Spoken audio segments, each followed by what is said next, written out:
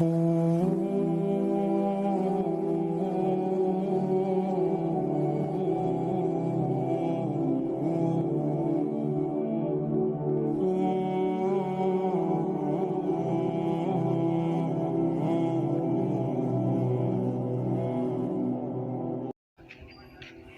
আলাইকুম। ওয়ালাইকুম আসসালাম।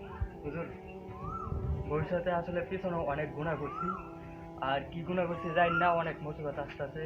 আপনার কাছে দোয়া চাই, দোয়া করেন যাতে সামনের দিনগুলো ভালো যায়। আসলে ওইরকমভাবে আসলে ইমানি কাজ করা হয় না দায়িত্বের সাথে, হয়তো এর জন্য আল্লাহ তাআলা আমাকে এরকম মুসিবতে ফেলতেছে। আপনি একটা কাম করবেন, আপনারা মাঝে মাঝে আমি দেখি, মাঝে মাঝে দেখি না। 5 ওয়াক্ত নামাজ পড়বেন। আপনি শুধু নামাজ পড়েন না, আপনার দেখতেছেন কি গুনাহ করছেন। জি, আপনি তো নামাজটাই পড়েন না।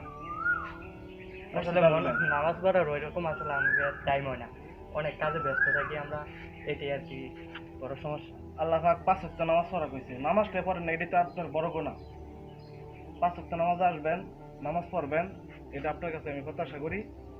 মাঝে মাঝে মসজিদে আসবেন, আমাদের সাথে আইসা নামাজ পড়বেন। যে জায়গায় নামাজে আসবো ওই সময় আসলে দোকান দেখা গেছে, একটা দোকান চালাই, দোকানটা খোলা রাখতে হয়, ওই সময় কাস্টমার বেশি আসে।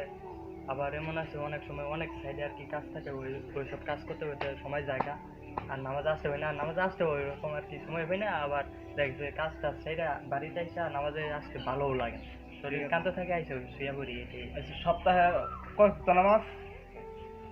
35 ওয়াক্ত নামাজ, কিন্তু পড়া হয় না আর কি। আচ্ছা, 35 ওয়াক্ত নামাজ যদি সপ্তাহে হয়ে থাকে, তাহলে সপ্তাহে নামাজ পড়লে খুশি হয় কারা? আল্লাহ তাআলা খুশি হয়, না পড়লে খুশি হয় কারা? শয়তান। তাহলে আপনি চিন্তা করে দেখেন তো, আপনি তো হিসাব করেন, ব্যবসা করেন, ব্যবসা যদি আপনি লাভ না হয় তাহলে আপনার লস যায়। এই যে আপনি নামাজ পড়লেন না, এটা আপনার লস দিল। সপ্তাহে 35 ওয়াক্ত নামাজ আপনি পড়লেন, 1 ওয়াক্ত নামাজ, তাহলে 34 ওয়াক্ত আপনি শয়তানকে খুশি করলেন, 1 ওয়াক্ত খুশি করলেন আল্লাহ তাআলাকে।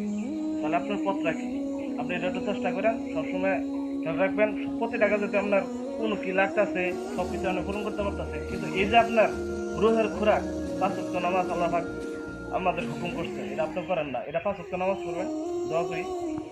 আমি একটু এক জায়গায় যাবো, তা আসি। আচ্ছা, ঠিক আছে।